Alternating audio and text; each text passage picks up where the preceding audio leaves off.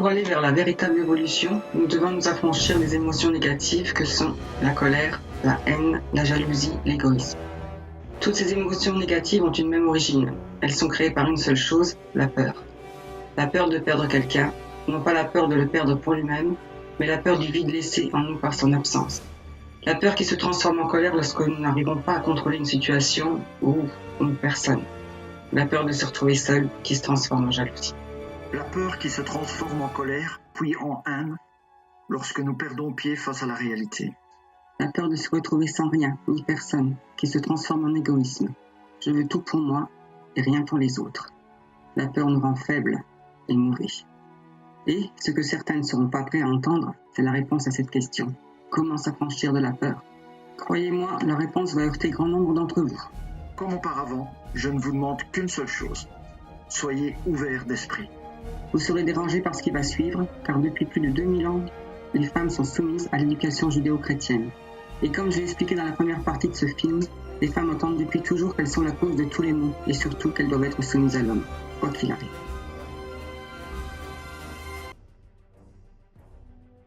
S'affranchir de la peur permet d'éliminer les émotions négatives afin d'évoluer. Comment faire? C'est grâce à l'amour que nous allons réussir. Le mariage est dirigé et planifié par l'homme qui a écrit les textes religieux dans son seul intérêt. Pendant la cérémonie, la femme porte une robe blanche, signe de sa pureté, alors que l'homme est en tenue sombre. Quelle que soit la religion, on pousse la femme à rester vierge jusqu'au mariage. Pas l'homme.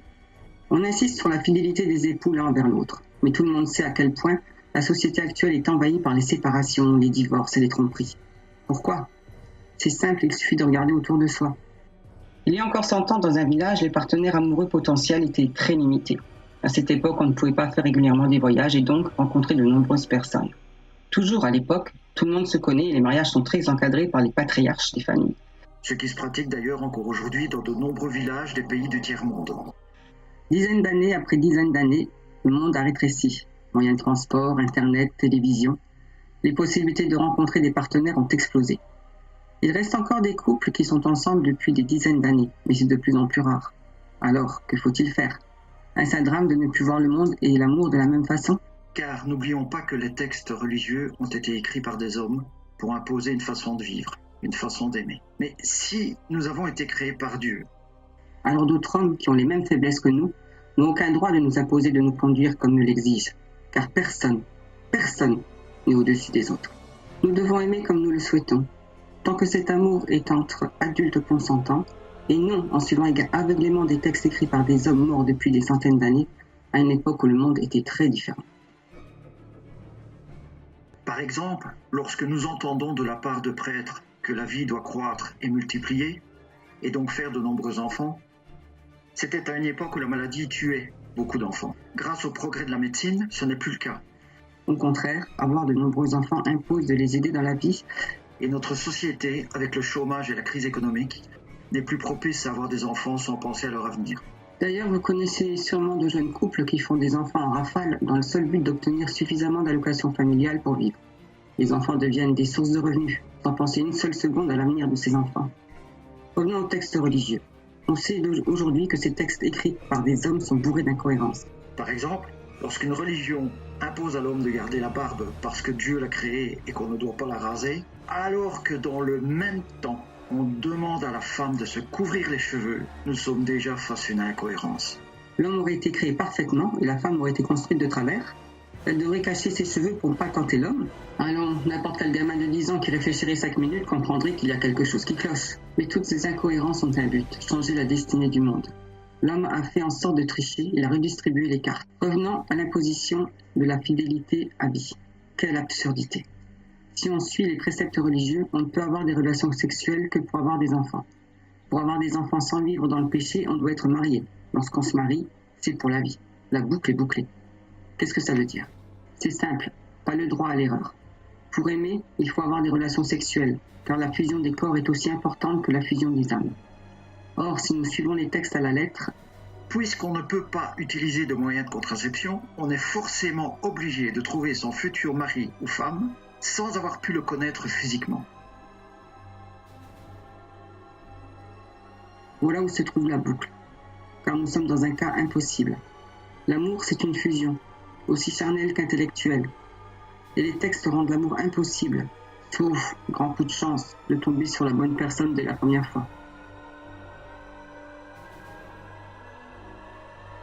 Alors, ajoutons à cela que dans certaines sociétés, ce sont les parents qui imposent de futurs partenaires à leurs enfants. Là, c'est le big jackpot.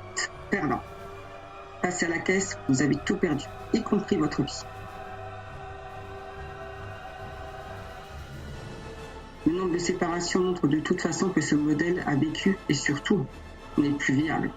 Même si les choses évoluent peu à peu, certaines habitudes ont la vie dure. Par exemple, si l'homme trompe sa femme et donc a plusieurs partenaires, c'est un vrai mal, un don juan. Si c'est la femme qui a plusieurs partenaires, alors c'est une salope, alors que c'est faux. Les hommes n'ont pas une moralité plus saine que celle des femmes, bien au contraire. Lorsque l'homme s'arroge le droit d'être polygame et donc d'avoir plusieurs femmes, mais bien entendu sans que ces femmes puissent être avec d'autres hommes, il triche encore une fois et change les règles quand ça l'arrange. Une chose importante, savez-vous pourquoi les croyants religieux, les pervers narcissiques et les jaloux maladifs veulent-ils que leurs femmes soient vierges et pures? J'ai écrit un livre sur le sujet et j'ai interrogé de nombreuses femmes qui ont subi la soumission. Tous ces hommes ont un point commun. Ils veulent que leurs femmes soient vierges, non pas par pureté, mais tout simplement à cause de ce point commun justement que vous allez découvrir. Ces hommes prennent sans rien donner. Ils ne donnent pas du plaisir, ils en prennent. Alors imaginez une femme qui a eu la chance, et je dis bien la chance, d'avoir de nombreux amants talentueux. Je crois que vous avez compris la suite. Leur piètre opinion de la femme ne leur permet pas de la vénérer et donc de leur donner du plaisir. Alors, ils font pâle figure à côté de ces bons amants. Vous en voulez la preuve? Pourquoi croyez-vous qu'on raconte aux gamins qui vont faire le djihad qu'en mourant pour le prophète, ils auront accès directement au paradis et à 70 vierges? Pourquoi des vierges? Encore une fois, parce que celles-ci n'auront aucun point de comparaison. Ils pourront donc se targuer d'être la référence en plaisir. C'est non seulement triste, mais c'est d'un orgueil et en même temps d'une petitesse. C'est pitoyable. Voulez-vous encore une preuve de ce que j'avance? Des milliers d'études de cas de pédophiles ont démontré que la pédophilie n'est pas seulement une expression d'une sexualité déviante, c'est aussi et surtout du contrôle. Les pédophiles n'arrivent pas à avoir une sexualité normale avec des adultes, ils contrôlent donc des enfants. Avec ces enfants, ils sont dieux. Pitoyables et stupides dans leur vie, ils sont dieux avec les enfants qu'ils contrôlent et soumettent. D'ailleurs, rappelez-vous, les deux pédophiles les plus célèbres d'Europe, Marc Dutroux et Michel Fourniret, étaient obsédés par la virginité. Ils cherchaient par-dessus tout des vierges. Les hommes pitoyables et nuls au lait forcent la virginité par la force et les textes religieux. Encore une preuve, il n'en manque pas. L'excision n'est pas de la religion ni de la culture, c'est du contrôle. C'est empêcher que la femme puisse se donner du plaisir sans l'homme, alors que ces hommes sont incapables de donner du plaisir justement. Et malheureusement, ça a fonctionné durant plus de 2000 ans. Encore aujourd'hui, et c'est une nouvelle preuve, accrochez-vous, des études montrent que moins de 30% des femmes ont avec leur partenaire des orgasmes réguliers, et moins de 8% des femmes connaissent l'éjaculation féminine. Encore de très nombreuses femmes ignorent que toutes les femmes peuvent connaître l'éjaculation féminine.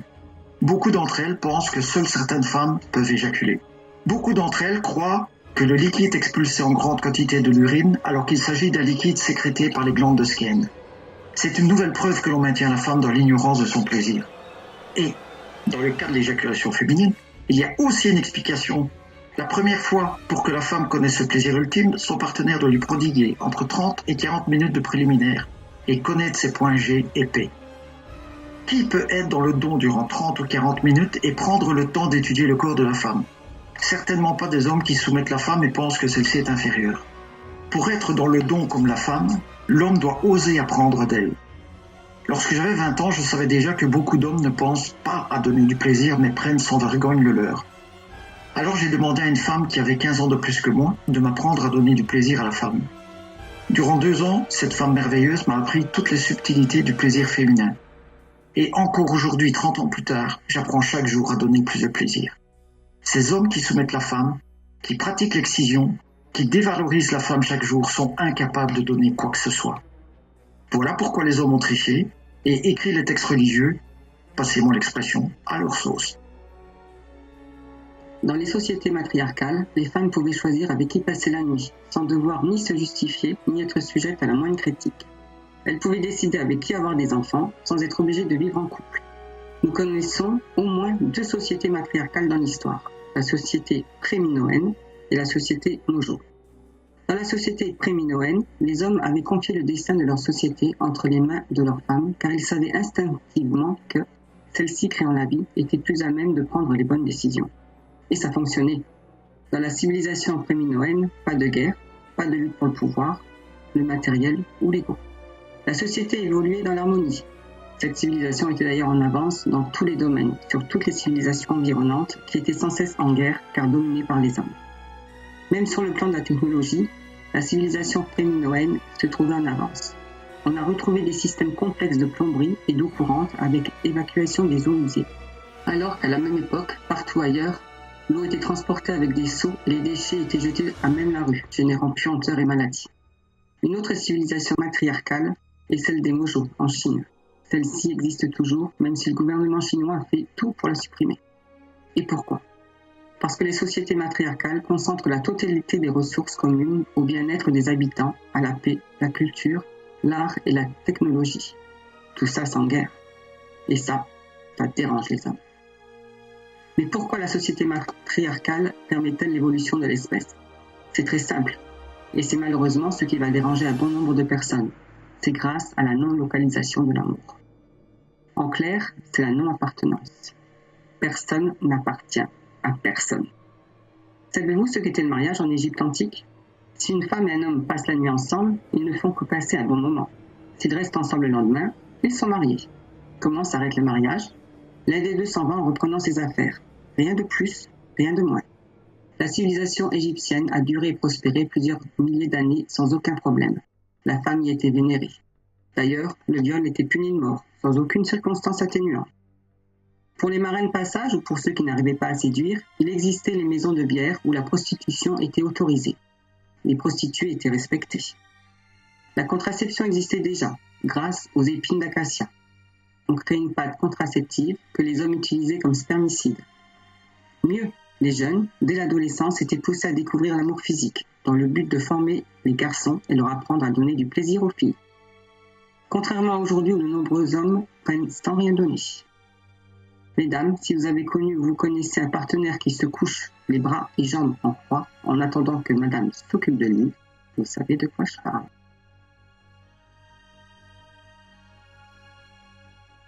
Revenons à la non-localisation de l'amour. Et attention, je refuse qu'on fasse l'amalgame de mes propos ainsi que de ceux qui vont suivre. Car il est facile de détourner la vérité pour discréditer un message. C'est ce que ne manqueront pas de faire certains.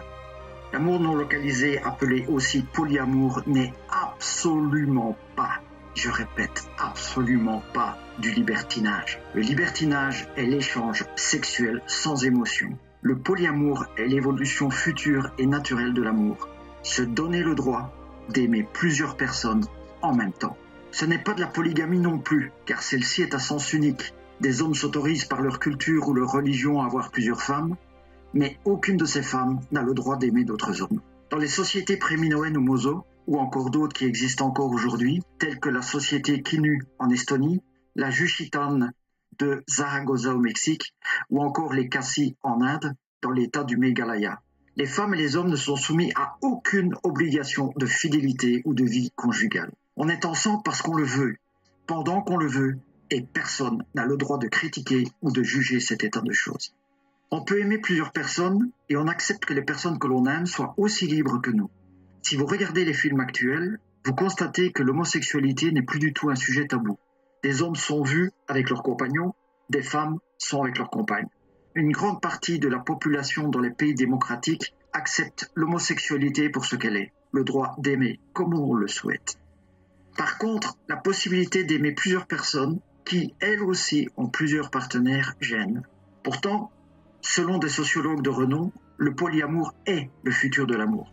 Rester toute sa vie avec la même personne devient et deviendra de plus en plus difficile. Aux États-Unis, le polyamour prend chaque année de l'ampleur. En Europe, avec un peu de retard, il se répand également. Un mot a d'ailleurs été inventé, le mot « trouble », qui est la contraction des mots trio et couple. Ce mot désigne 3 personnes qui vivent ensemble et qui sont amoureuses. Mais pourquoi le polyamour est-il si mal vu par les jusqu'au-boutistes ? les apôtres du à deux pour la vie. Pour répondre à cette question, il nous suffit de reprendre le début de cette partie du film. La peur.